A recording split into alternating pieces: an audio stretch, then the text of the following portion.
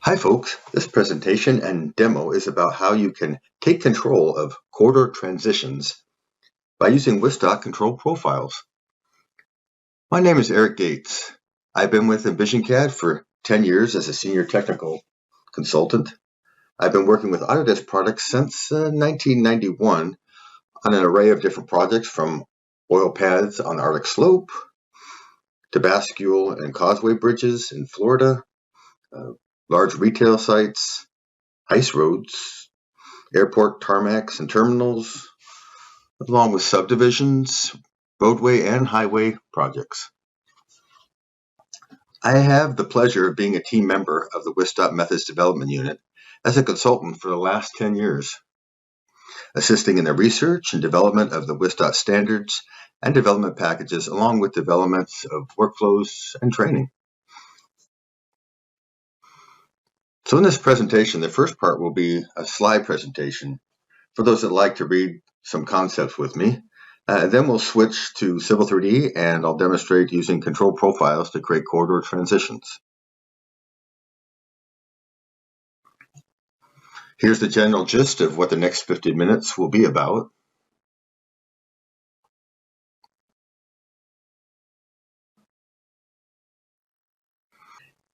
Here are the things I hope you get out of this presentation as we cover what a control profile is, how the control profile editor works to create and edit profiles, how to import multiple transition-specific profiles from a predefined CSV file, and how to create your own project-specific CSV file.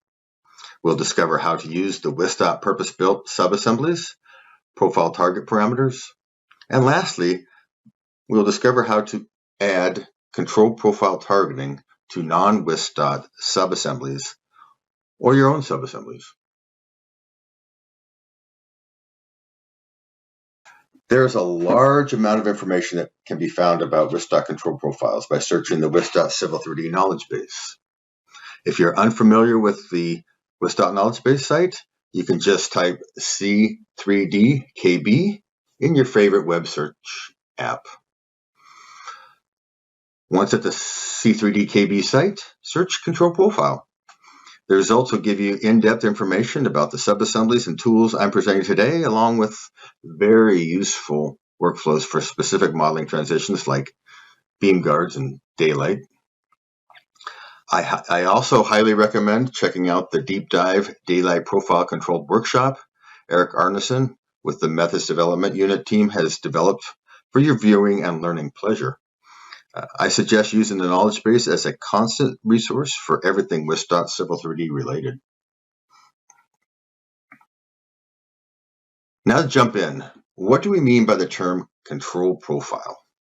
It is the practice of using the PVI elevations of a profile as the numeric values for subassembly parameters. A control profile is just a regular alignment profile.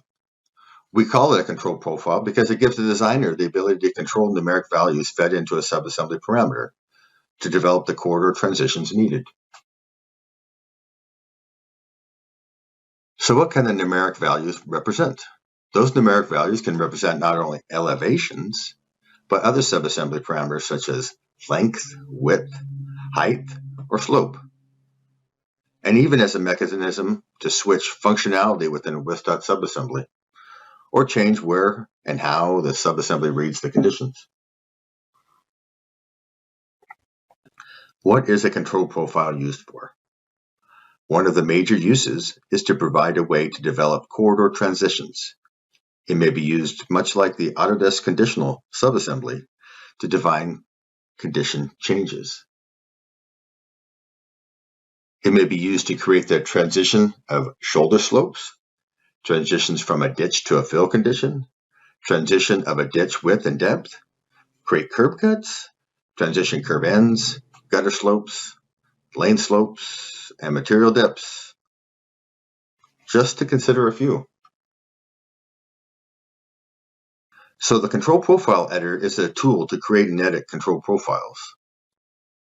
The control profile editor was developed by WisDOT to quickly create profiles within a tabular interface without the need for a profile view. A few new functions have been added to the control profile editor in this most recent WisDOT update. So you'll want to pull the latest WisDOT update to see these changes. I will show you them in the demo section of this presentation. So why use the control profile editor? Well, the editor provides an easy-to-use all-in-one location to create profiles. You can add stations and PVI values, as well as copy PVI stations from one profile to another. All this and more without requiring copies of assemblies, regions, or section overrides that may be difficult to edit and manage. So why use the profile elevations as numeric values? Well, a profile can be assigned as target objects through the corridor build process. Once a target is established, PVI modifications to the profile can easily be made to modify the corridor geometry. So editing the transitions is an easy process. Another reason, profile objects can be added as data reference into another drawing, making developing transitions between corridor drawings fairly easy. So what else can a control profile editor be used for? This tool can be used to develop PVI-only profiles, such as special ditch elevations. What is the limit of using the control profile editor? Well, this tool is not intended for creating or editing profiles that include vertical curve components. So it's strictly tangent PVI profiles. Well, how do I access the control profile editor? Well, there's three options. You can select an alignment and use the right-click menu. You can access it from the command line and as a command from the WisDOT ribbon. The slope control profile editor can be accessed by selecting an alignment and then using the right mouse button menu. If you scroll down, you'll see control profile editor. For those of you that like to use the command line, you can type DOT, then control, and you will get the DOT control profile editor. Press enter. To access the tool through the ribbon, go to the WisDOT Design tab. On the Design panel, Profile, select Control Profile Editor. Are WisDOT custom subassemblies required to use the control profiles? And the answer is yes. A subassembly that can directly use the profile target values for the subassembly parameters, or a subassembly that can read the values of the profile and output those values as parameters is required. The good news, WisDOT has been using profiles and numeric values for subassembly parameters for over 6 years and have adapted this ability right into the subassemblies. WisDOT provides 9 subassemblies that have parameters that can be assigned to profile target elevation as a parameter values. The first 2 subassemblies WisDOT provided that use the control profile concept are profile to parameter ref and multiprof to parameter refs. These subassemblies have parameters that derive the value from a control profile and then provide an output of these values to be used as a parameter reference to another subassembly. Now let's take a look at how all this looks and works in Civil 3D with the corridor profile editor, subassemblies, and corridor targets. The first thing you'll want to do is familiarize ourselves with the control profile editor, since this is the tool that we will be using for most of this demonstration. I find it easy to select the alignment and then right-click menu, control profile editor. If there are no profiles for this alignment created, we will automatically be sent to the Create tab. Here we have the option to make individual profiles, so we can supply a name in the dialog. I'll just name this Test 1. All control profiles start with a ZCP dash. The start and end station are pre-populated, and we can just supply a value.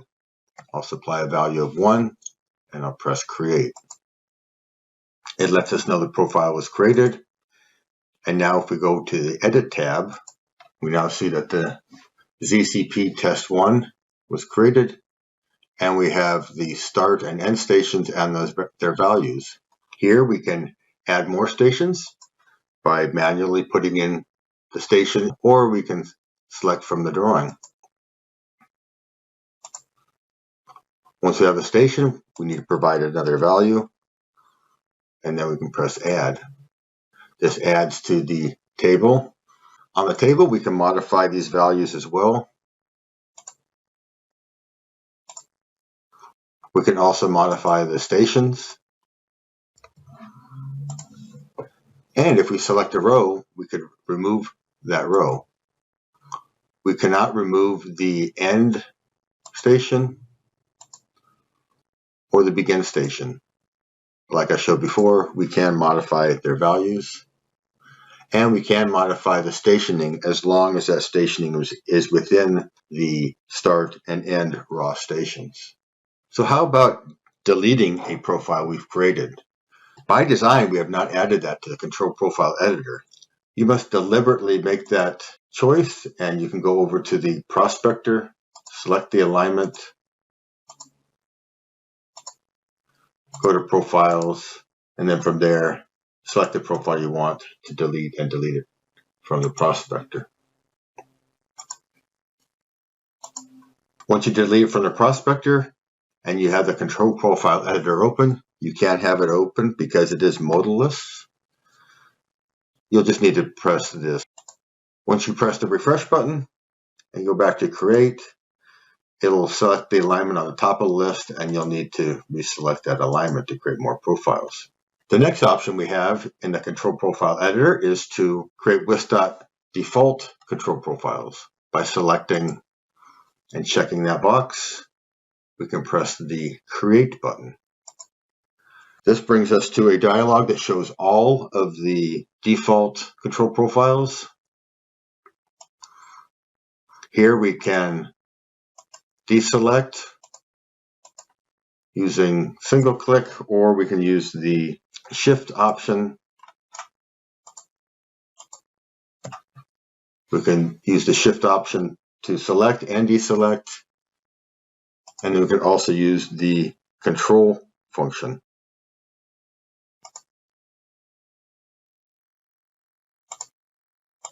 Once we have the profiles that we want, we can hit continue.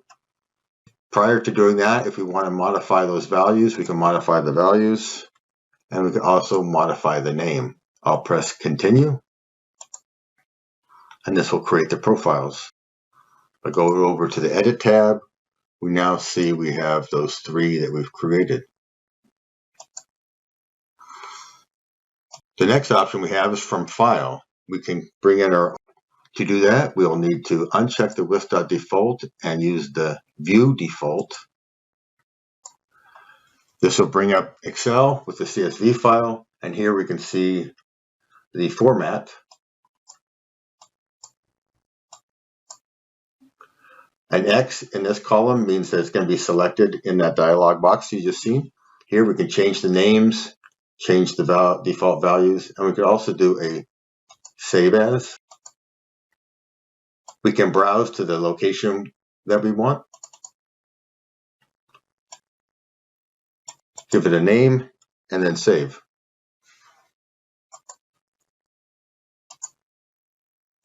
Now that we have our own CSV file, we can modify that in any way. If we want to bring that into our drawing, we select from file. We can select the CSV file we created, press open, and then hit create. In this CSV file, we've added a few more profiles, and 2 of them are checked. You'll also notice that there's some exclamation marks. We previously added these, so you cannot overwrite. The tool will not overwrite them. What we'll need to do is just uncheck those. You could keep them checked and then just change the name and the values and create new profiles. We'll just uncheck those, and then we'll add these other 5 profiles we have checked. Now let's use some of these profiles and create some transitions and see how that works.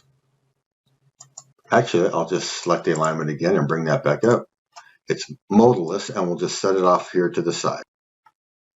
In this drawing, if we take a look at the assembly, we can see that we have a couple lanes on each side, a shoulder, daylight, and we have a median here.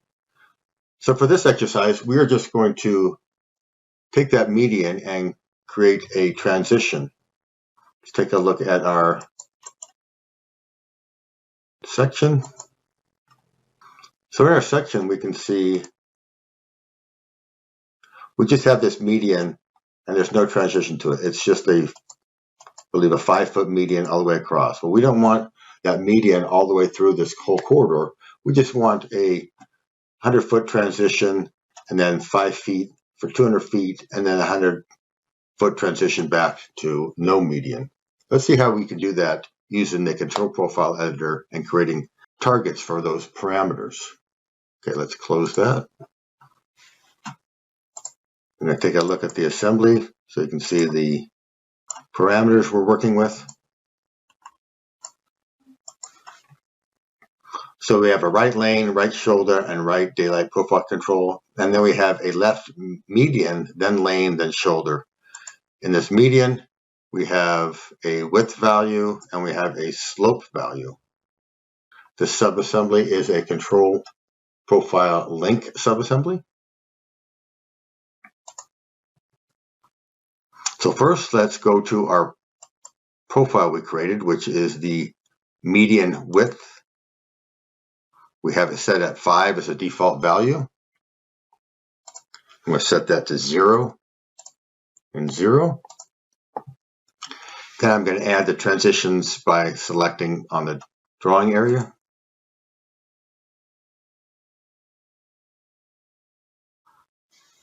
I'll select the station. I'll add a value of 0. Press add.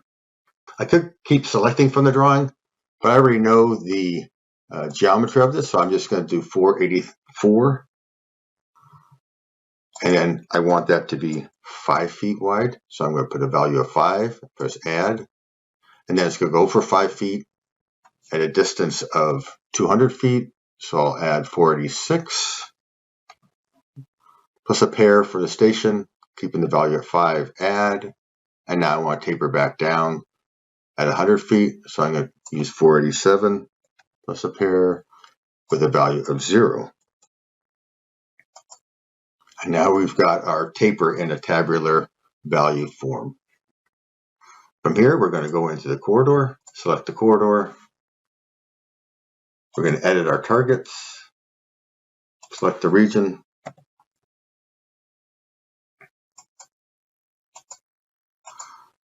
And in this one, we're going to be using the median left subassembly.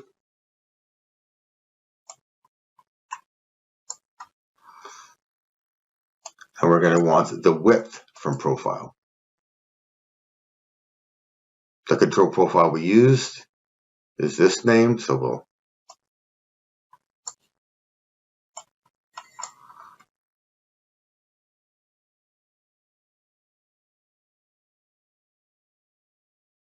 uncheck the things we want and just check. In this case here, to make it easier, we're going to just look for these two in this list. I want the median width. Press OK.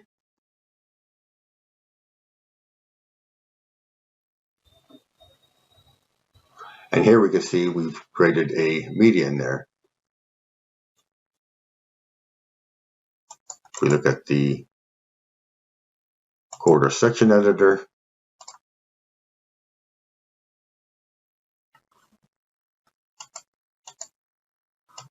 we taper down from 0. We look here. We taper out 5 feet. We go along, and then we taper back. Okay, that's all fine and dandy, but we've got 1%, and maybe we want to have that at a 2% slope, but we want it at a 0% slope when there is no median. So we'll go from a 0% slope and transition out to 2% slope, and once it's at 5 feet, we'll have 2% slope. Well, let's look at control profiles. We have one for median slope. So one thing we can do is we can go and select the stations that we had before, or we can also use the function of copying stations from one profile to another. So let's do that. So I'm going to go back to the median width because we want the same stations. We just are going to want different values for them. So I'm going to select those stations.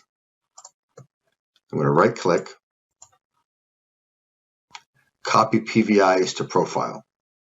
I'm going to do that. It's going to bring up this dialog. I'm going to select the profile I want to copy those stations to, which is going to be the median slope. And in this case, I want to apply a new value. Okay, in this case, I want it to be a default value of 1%. I'm going to put 1 and then the percent sign, and then press OK. Now it switches over to the profile that I was copying to. And now you can see that both of these have the same station values, and I will just need to go in here and modify the slope values for my transition. So we're going to want to start at a 0. So these will need to be 0, 0, 0, 0, and this one will be 2% and 2%. So now we have a slope transition along with a width transition. We will go back, select the corridor, edit targets, select the region, browse down to our median left, and this time we're going to use the slope from profile. And unfortunately, it doesn't hold your filter, but we'll go down and look for that median slope. Press OK.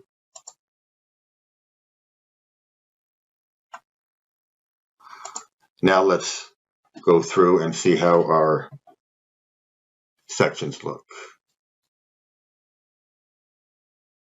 We'll go back. We're at 0.5, 1%, 1.5, 2. Then we carry 2. And now we start transitioning back from 2, 1.5, 1, 0.5, back to 0. Now we'll close the section editor. So we saw a quick demo of the basic mechanics of creating corridor transitions with a control profile. Now let's take a minute to look a little deeper at the WisDOT purpose-built subassemblies. The easiest way to find out about the subassembly is to go to the subassembly palette, select the subassembly we want. In this case, it's going to be the daylight profile control. Right-click and you'll get the help. This will bring up the HTML link. You can select daylight profile control in the link, and this will bring up the knowledge base. The section we want to look at is the target parameters section. In the WisDOT subassemblies, the key word we want to look for in the target parameters is from profile. As we scroll down the list, we start to see berm height from profile, and then more parameters that have profile. Daylight slope from profile, recoverable foreslope from profile. So if we see a parameter in the subassembly target list with from profile, we know that it may be assigned a control profile as a target. The other keyword we want to look for is switch. Here we see the ditch fill switch. Reading the description, we see that a control profile may be used to control whether the subassembly should use ditch logic. For this, the profile elevation would need to be less than 1, or we could have it automatically use ditch and fill logic. The profile elevation at any given station would then need to equal 1, or we can force it to do just a fill logic where the profile elevation needs to be greater than 1. So now we've covered the first part of the process, which is to know how the subassemblies can use control profiles and what those profile elevations will represent. Now we can walk through how to use the switch function to create needed transitions in the daylight subassembly. In the plan view, we can see the daylight section here is failing to create a final link. If we look at the area in the section editor, we can see the daylight subassembly is set to automatically define a ditch since the subgrade shoulder point elevation is below the target surface elevation or in a cut condition. But basically, it's creating a ditch length that cannot resolve the final ditch back slope length here. If we move down the frequencies a little bit, we also see when the ditch is resolved in the daylight link, it creates a ditch on the existing force slope instead of extending the proposed force slope to meet the existing force slope. Let's improve our right daylight slope condition by editing and targeting a control profile. We can use the ditch fill switch and force subassembly to perform a fill in a station range along here. So let's open up the control profile editor. We'll move it out of the way here a little bit so we can see what's going on. And we're going to want to use the RDFS or the right ditch fill switch profile we created earlier. We're going to want to add a couple stations here. First, we're going to want to pick our starting station. It's going to be right around here. And our value, we're going to want to be 2. And we're going to want to just force a fill. So we're going to say a value of 2. We're going to add. At this point, I think we could probably go about 100 feet. So let's try 485.50. We'll just change this to a 5. Keep the value as 2 and add. Just so we can see what's going on here a little bit, I'm going to create a profile view. So I'll accept the default profile name and also the profile styles, all the default profile styles, and we'll press create. I'll zoom out and I'll pick a location way over here. So now we can see the profile view, and our profile starts on elevation 1 and then goes up to 2, stays at 2, and then the end is at 1, just like we got here. But we're going to want to make that switch instantaneously, so we're going to want a PVI really close to this station. So we can do that through the profile control editor, or we can select the profile and use the profile geometry. If I want to use the transparent commands, I can click on Insert PVI, and then go up to Transparent, Station and Elevation, select the profile view, and I can put in a station and elevation. In this case here, I'll go 485, 49.9 for the station, and the elevation will be 1. We're going to have to adjust that, so we'll create another one, and we'll put this one at 49.9, elevation of 1. And the nice thing is we can see, we'll hit escape. If we made a mistake in graphics, we can come over here, refresh table. We can see that we have a number issue here. We can modify this to be 50.1. And now we've modified it. So we can modify it graphically and we can modify it through the table. Now that we have the profile finished, let's add that as a target to our corridor. Select the corridor.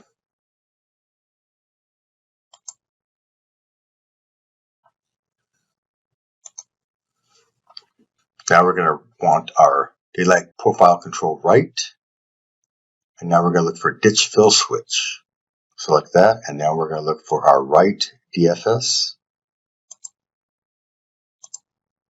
If we get confused, we can just look right over at the control profile editor, press OK. Okay, rebuild the corridor. And now let's take a look at our section editor. If we walk back, we can see, oh, yeah, there we go. We've kind of cleaned that up quite a bit.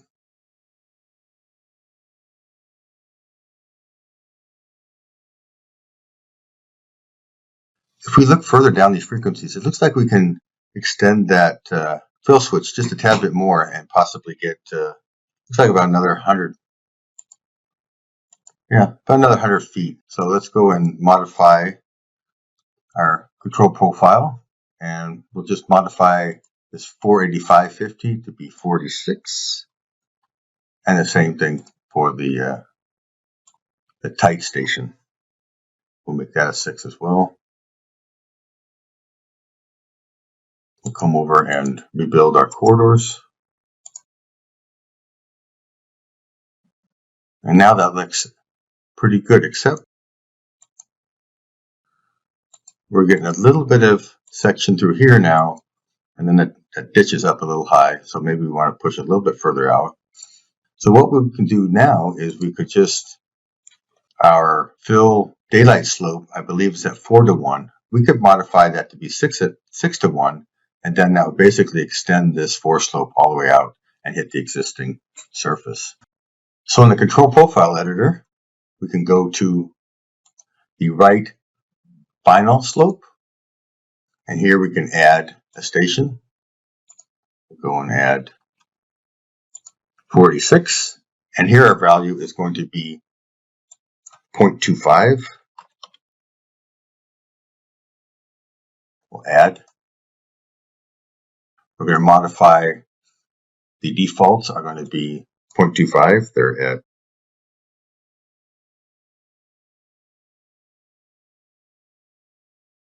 then we're going to add 46, and we're just going to add a 0.01, and we're going to make that at a 6:1 or 0.1667. Add.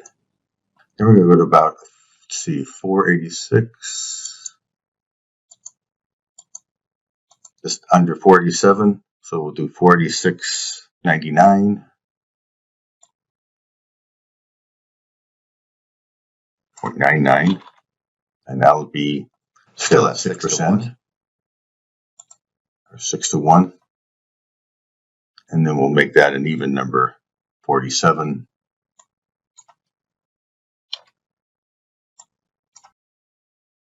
And we'll switch back to a 4:1 slope. We'll add that. So now we need to go and set those targets. Edit targets. Select the region. Make sure we're on the right side. And in this case here, we are going to look for the daylight fill slope from profile.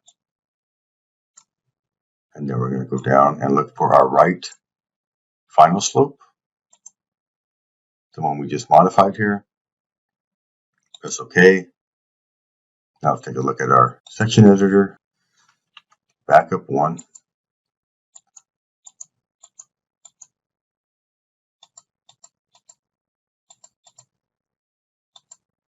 Okay, so we can play with that, get exactly how we want, modify stations, modify the values. Okay, this is all wonderful stuff using the WisDOT subassemblies.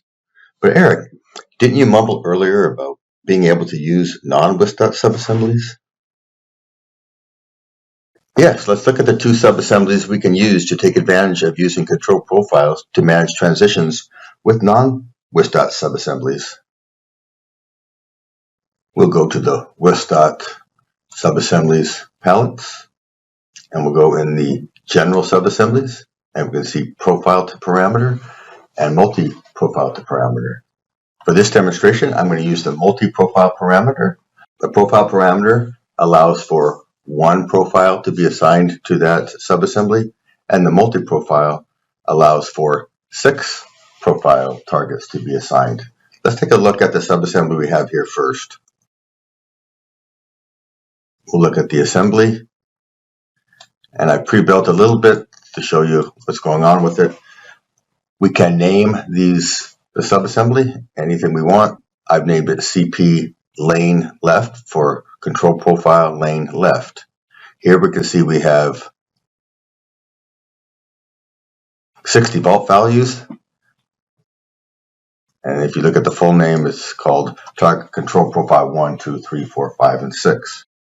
We can give each one of these default values. So we can assign default values, and then we can assign each one of those as a target in the corridor and use these output values for parameter references in another subassembly attached to the assembly. In this case, the lane left. And if we look at lane left,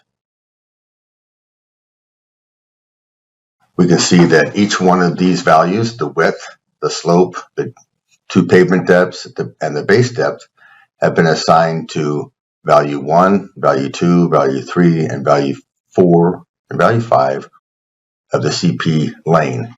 So now this subassembly is going to get all its values from either the defaults of this subassembly, or when we target any one of these, it'll use those numeric values, thus being able to create transitions for the lane width, the slope, the depths, and the base depths.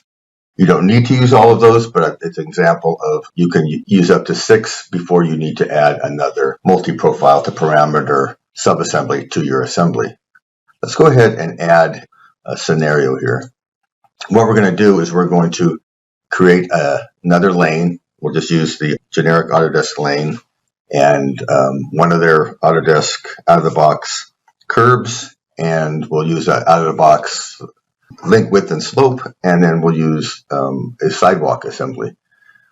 And what we're going to do is we're going to create little driveway cuts. So we'll have the curb come in here and then taper down to almost 0 and then taper back up.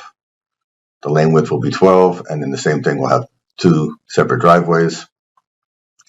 We'll have a terrace here with a sidewalk on this side, and then that terrace will slope 2%. When it gets to here, it'll transition from 2% to 6%, continue 6% through the driveway, and then taper back up. And we'll do the same thing for this one.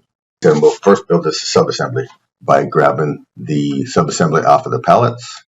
Here we can see the default values here. The output values are here and the input values are here. We will default for now and just assign it to the right side on the assembly. And we will name this CP curb terrace left. We'll press escape. As you can see, it creates a small little link. This is just so that we can see it and then we know where to attach the rest of our subassemblies. Next, we're going to go to Autodesk subassemblies. And we'll just go to the lanes. We'll just grab the lane super elevation. We'll maintain the defaults here. And we'll call it, actually I named that one wrong, and we'll have to rename that as well. This one, for clarification, should be the right side. Now we can add a curb. We'll just add our urban gutter curb. We'll accept the defaults, add it to our lane. Call this curb right. Next, we'll go down and use some generic links, and we'll use the link width and slope. In this case here, we're going to go 10 feet to the right and 2% up. That's fine. So we'll add that to the back of curb. We'll call it terrace right. And then we could even add in a sidewalk here and use the defaults for that as well. Okay, so now we have a little subassembly. And what we're going to do now is we're going to assign the height of the curb to the first value. So we'll go into our subassembly properties, and our first value is going to be the height of the curb, which will be 0.5 feet. That'll be our generic. The next one we're going to want the terrace slope. In this case, it's going to be 0.02 for 2%. And we'll leave all the rest of them blank for now, so we'll just use those two. Hit apply. Then what we need to do is go over to the assembly itself, go into construction, and here we can see we have our 0.5 and our 2%. We'll need to add that to our curb. So the curb height is the D dimension. That's 6 inches. We're going to assign a parameter reference, and we'll assign the CP curb terrace value 1. And then we'll go out to the terrace and we'll grab the slope value as a parameter reference. We'll assign that to the CP curb terrace right value 2. And hit apply. And okay. Now what do we have to do? Well, we need to go into the control profile and make those modifications, make these tapers. So we'll go in here and select the alignment, control profile editor, and we're going to need to create a profile. Well, we'll create a profile called curb height. That value is going to be 0.5 and create. And then we'll need one for terrace slope. And that will be 2%. You can also put 2% here. Just want to make sure you know that. So as I'm typing, if I hit 2 and then use the percent sign, it automatically will fill in the decimal equivalent and hit create.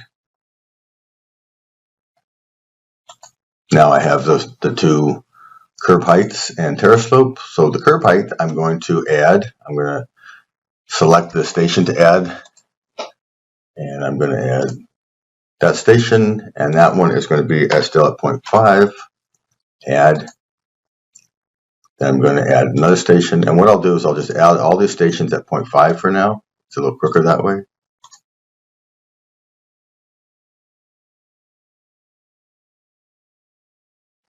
And then the next one.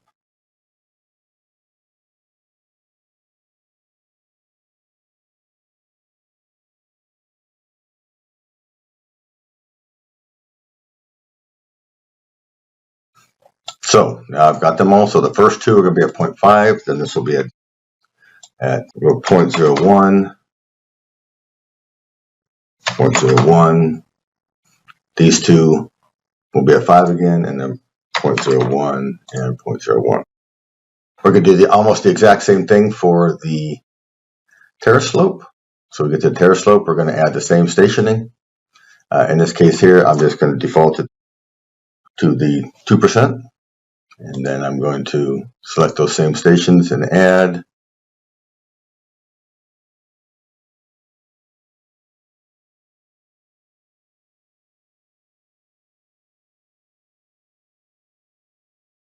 The first 4.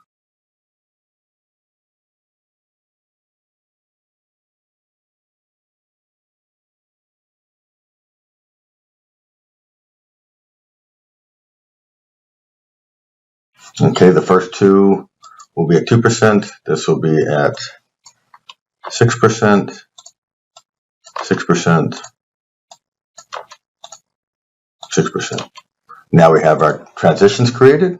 We can now go into the corridor and assign those targets. Edit targets, select our region. And in this case here, we are going to go to the curb terrace right. And we're going to use the first target is going to be our height. So we're going to select the curb height. And the second target is going to be the terrace slope. We'll select terrace slope. I'll press OK. Rebuild all again. Now let's go ahead and take a look at this in the cross sections. In section editor,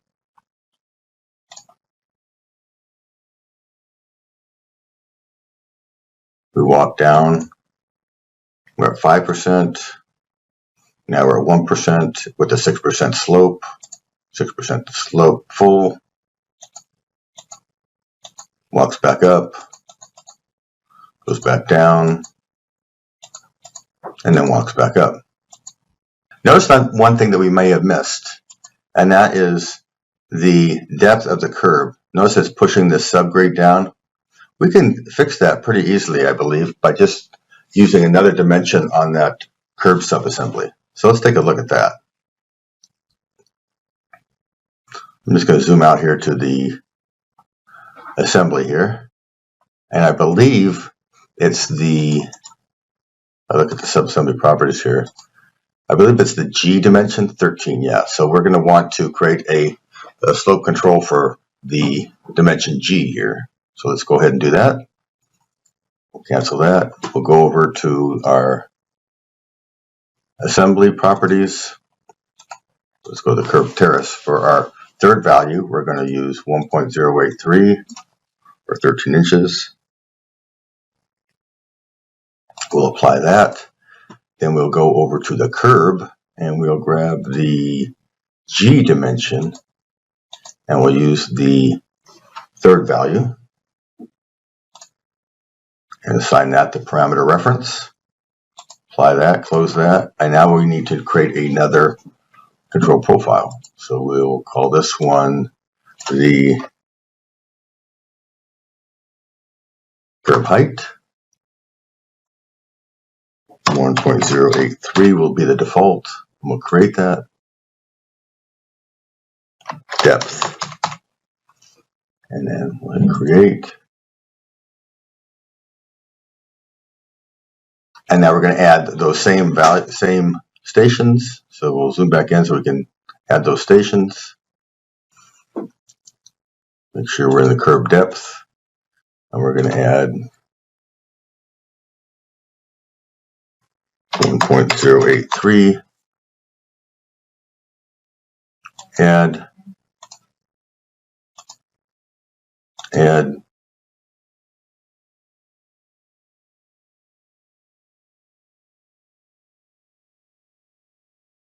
I'm picking all of the same locations for the curb.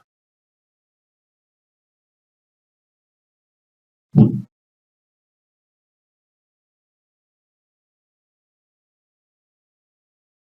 now we'll go in there and modify those. These we'll just modify and change these to 1 inch and this to 1 inch.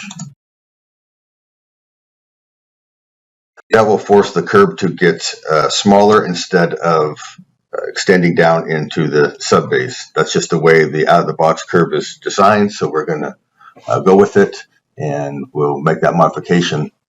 So now we can select the corridor, edit targets, select the region, and for our third profile now, we are going to assign it to the curb depth.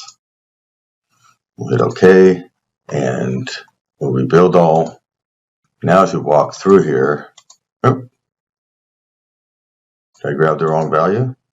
Yes, I did put the wrong value. I don't want it 1 inch, I want 6 inches again. So I will need to have this at 0.53. 0.53.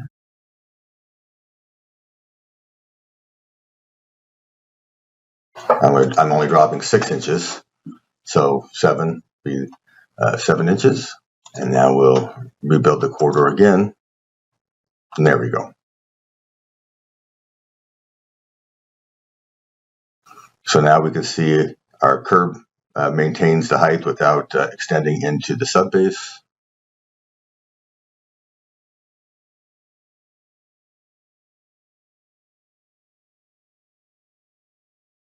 And there you have a little example of how to use the WisDOT multi-profile to parameter reference to use control profiles and a control profile editor to make the transitions that you may need in your corridor. To sum it all up, how may we take control of corridor transitions? First, build an assembly using the WisDOT control profile subassemblies. Once you have the assemblies built, create the control profile with stations and PVI values using the control profile editor. When building the corridor, assign the control profiles as targets to the subassembly parameters. And fourth, evaluate the transition results, and then edit the control profile as necessary to obtain the transition results the design requires. I hope this gives you a little insight on creating corridor transitions by using the numeric values of a profile, and how to use the WisDOT control profile editor to make that process easier.